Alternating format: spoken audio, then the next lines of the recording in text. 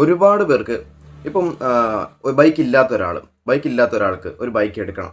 ഏത് ബൈക്ക് എടുക്കണമെന്ന് അറിയത്തില്ല. നമ്മുടെ മാർക്കറ്റ് നോക്കിക്കഴിഞ്ഞാൽ ഒരുപാട് ഓപ്ഷൻസ് ഉണ്ട്. അഡ്വഞ്ചർ ആയിക്കോട്ടെ, കമ്മ്യൂട്ടർ ബൈക്ക് ആയിക്കോട്ടെ, സ്പോർട്സ് ബൈക്ക് ആയിക്കോട്ടെ, സ്ക്രാംബ്ലർ മോഡൽ ആയിക്കോട്ടെ, ക്രൂസർ മോഡൽ ആയിക്കോട്ടെ, അങ്ങനെ ഒരുപാട് മോഡൽസ് ഉണ്ട്. ഏത് ബൈക്ക് എടുക്കണമെന്ന് അറിയത്തില്ല. ഒന്നിലധികം ബൈക്കുകൾ മനസ്സിൽ കൊണ്ട് കിടക്കുന്ന ഒരുപാട് ആൾക്കാരുണ്ടാവും. ശരിയല്ല ഞാൻ ഈ പറഞ്ഞത്? അതാണ് ഏത് ബൈക്ക് എടുക്കണം എന്നൊരു കൺഫ്യൂഷൻ.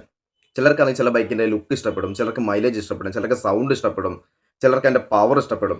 അങ്ങനെ പല എന്താണ് പറയുക കാറ്റഗറിയിൽ പെടുന്ന ബൈക്കുകൾ ഒന്നിലധികം മനസ്സിൽ കൊണ്ടു കിടക്കുന്ന ഒരുപാട് ആൾക്കാരുണ്ടാവും. നിങ്ങൾ ഇത്രയും ചെയ്താൽ മതി. വേറെ ഒരു ഒരു കാര്യമില്ല, നിസ്സാരം. നിങ്ങളുടെ പർപ്പസ് എന്താണ്? എന്തിനു വേണ്ടിയിട്ടാണ് നിങ്ങൾ ബൈക്ക് എടുക്കുന്നത് എന്ന് ആദ്യം നിങ്ങളോട് തന്നെ ചോദിച്ചിട്ട് അതിന് ഉത്തരം നിങ്ങൾ കണ്ടെത്തുക. മനസ്സിലായില്ലേ? അതായത് നിങ്ങൾക്ക് ലോങ് ടൂർ ചെയ്യാനാണ്, അല്ലെങ്കിൽ റോഡിൽ കൂടെ ലോങ് ടൂർ ചെയ്യാനാണ്, അല്ലെങ്കിൽ ഓഫ് റോഡ് ഈ കാടും മലയൊക്കെ കയറി പോകാനായിട്ടുള്ള അങ്ങനെ ഒരു രീതിയിലാണ്. അത് അല്ലെങ്കിൽ ഫാമിലി ആയിട്ട് സുഖമായിട്ട് നടുവേദന കാലുവേദന ഒന്നും ഇല്ലാതെ സുഖമായിട്ട് ദീർഘദൂരം ഇങ്ങനെ ട്രാവൽ ചെയ്യാനാണ്, അല്ലെങ്കിൽ വീടിനടുത്തുള്ള ചെറിയ ചെറിയ ചെറിയ ഓട്ടങ്ങളൊക്കെ മതി അങ്ങനെയുള്ളതാണ്, അല്ലെങ്കിൽ സോളോ ആയിട്ട് ലോങ് റൈഡ് ചെയ്യാനാണ്, അല്ലെങ്കിൽ വലിയ ലോങ് റൈഡ് ഒന്നുമില്ല, വൺ ഡേ ട്രിപ്പ് വല്ലപ്പോഴും ഒക്കെ അടിക്കാനാണ്. ഇങ്ങനെയൊക്കെയുള്ളൊരു എന്താ പറയുക പർപ്പസ് ഉണ്ടല്ലോ, അതെന്താണ് എന്ന് നിങ്ങൾ ആദ്യം കണ്ടെത്തുക. മനസ്സിലായില്ലേ? അപ്പം ആ ഒരു കാറ്റഗറിയിൽ വരുന്ന ബൈക്സിനെ ലിസ്റ്റ് എടുക്കുക.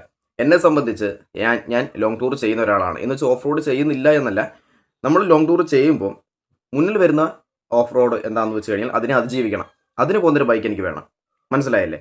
അതുകൊണ്ടാണ് ഞാൻ ഡോമിനാർ 400 ചൂസ് ചെയ്തത്.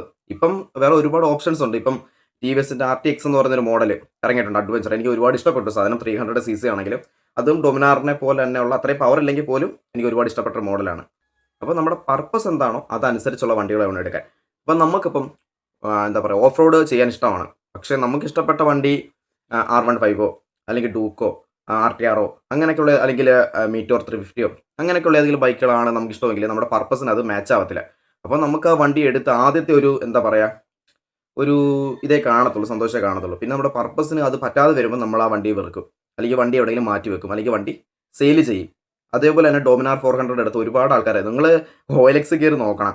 ഒരുപാട് കിലോമീറ്റേഴ്സ് ഒന്നും ഓടാത്ത വണ്ടികളൊക്കെ OLX ഒരുപാട് കിടപ്പുണ്ട്.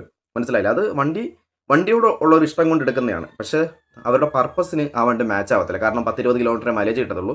ലോങ് ടൂർ ചെയ്യുകയാണെങ്കിൽ 50 കിലോമീറ്റർ അടുത്ത് കിട്ടുന്നുണ്ട്. അത് ഞാൻ ഒരു വീഡിയോ ചെയ്തിട്ടുണ്ട്, ഞാൻ റീപോസ്റ്റ് ചെയ്യാതെ. ഓക്കെ. അപ്പോൾ നിങ്ങളുടെ പർപ്പസ് എന്താണ് എന്ന് ആദ്യം കണ്ടെത്തി കഴിഞ്ഞാൽ നിങ്ങൾക്ക് ഏത് വണ്ടി ചൂസ് ചെയ്യണമെന്നുള്ള ഉത്തരം നിങ്ങൾക്ക് താനേ കണ്ടുപിടിക്കാൻ പറ്റും. വേറെ ഒരാളോട് ചോദിക്കേണ്ട ആവശ്യമില്ല.